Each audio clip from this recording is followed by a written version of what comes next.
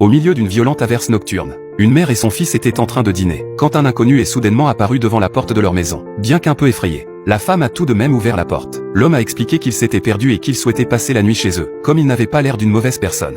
La femme l'a installé dans le débarras, et a ensuite demandé à son fils de lui apporter à manger. Se réveillant au milieu de la nuit, le garçon s'aperçut que sa mère n'était pas à ses côtés. Il courut à sa recherche et la trouva dans l'étable. La vache de la famille était sur le point de mettre bas. L'inconnu aida à mettre la vache au monde. Grâce à son aide, la vache donna naissance sans encombre à un veau. Après avoir bu un bol de soupe chaude, l'homme prit congé et partit. Pour le remercier, Chihiro demanda à son fils de lui remettre un peu d'argent. Puis, curieuse, elle demanda où était parti le père de l'enfant.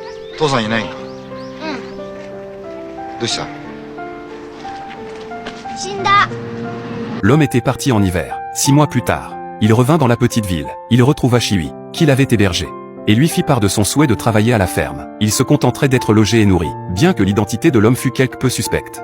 Shiwi, voyant qu'il était au bout du rouleau, eut pitié de lui et l'accueillit. Kuraken ne parlait guère, se contentant de travailler d'arrache-pied. Son arrivée soulagea considérablement Shiwi. Dans le village, un certain Montagne était depuis longtemps amoureux de Shiwi. Ce jour-là, il vint en personne lui apporter plusieurs caisses de fruits de mer. Puis il commença à la peloter. Kuraken, qui se trouvait dehors, entendit ses cris à l'aide. Il chassa Montagne à coups de seau d'eau froide. Dès lors, Montagne, rongé par la rancœur, s'en alla la tête basse. Peu de temps après, il revint avec des acolytes pour chercher la bagarre. Kuraken décida de donner rendez-vous aux 3 hommes dans une clairière. Takeshi les suivit discrètement jusqu'à la clairière. Les 4 hommes étaient en plein combat.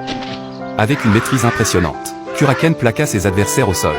En un clin d'œil, les 2 frères furent tous deux vaincus. Montagne se précipita à genoux pour reconnaître ses torts et se montrer conciliant. Le soir, Takeshi vint dans la chambre. Il était complètement impressionné par la façon dont Kuraken avait réussi à en venir à bout de 3 adversaires à lui seul. Il imita les techniques de combat de Kuraken. Après le départ de Takeshi, Montagne apparut soudainement à la fenêtre, accompagné de ses 2 frères. Il avait apporté de l'alcool et de quoi manger. Ayant admis sa défaite, il éprouvait désormais un profond respect pour Kuraken, et tenait absolument à devenir son ami. Dans la petite cabane, ils burent et discutèrent dans la bonne humeur, et leurs différends furent définitivement apaisés. Ce jour-là, Shi se fit une entorse au dos dans l'étable. Un voisin l'emmena à l'hôpital de la ville. Pendant ce temps, Kuraken et Takeshi se chargèrent des tâches à la ferme. Le soir, Takeshi n'osait pas dormir seul. Il se rendit dans la remise pour dormir aux côtés de Kuraken. Ces moments passés ensemble jour et nuit permirent à Takeshi de ressentir la présence réconfortante d'un père. Kuraken semblait désormais être devenu une figure paternelle pour lui.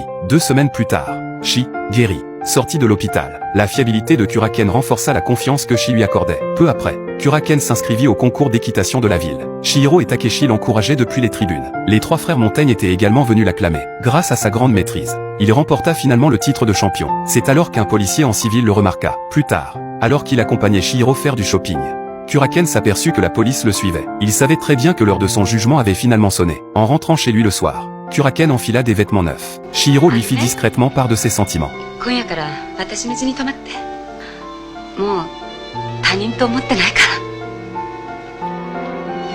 Sous le soleil couchant, Kuraken est resté longtemps plongé dans ses pensées. À présent que la police l'avait retrouvé, il était condamné à se séparer de Shiwi. C'est pourquoi, cette nuit-là, il a cherché Shiwi pour quitter les lieux. Il lui a enfin avoué son passé. 2 ans auparavant, alors qu'il travaillait loin de chez lui, sa femme avait contracté un prêt à taux usuraires à son insu. Finalement, acculée par les créanciers, elle avait mis fin à ses jours. Il était rentré en urgence pour veiller le corps de sa femme. Les créanciers ont continué à venir le harceler. Dans un accès de rage, il a tué l'un d'entre eux par inadvertance. Accusé de meurtre, il s'est alors enfui, sur une petite route de campagne où la brume matinale n'avait pas encore dissipé.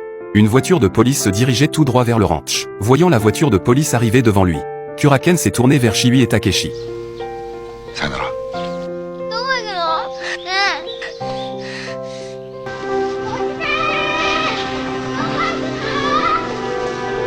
Il a été condamné à 4 ans de prison. Peu après le prononcé du jugement, Kuraken est monté dans le train, escorté par la police vers une autre prison pour y purger sa peine. En chemin, 2 personnes sont apparues dans le wagon. Kuraken s'est figé sur le champ, les mots se nouant dans sa gorge. C'est alors que Montagne s'est assis aux côtés de Chihiro, parlant délibérément à voix haute pour que Kuraken entende clairement ses sentiments.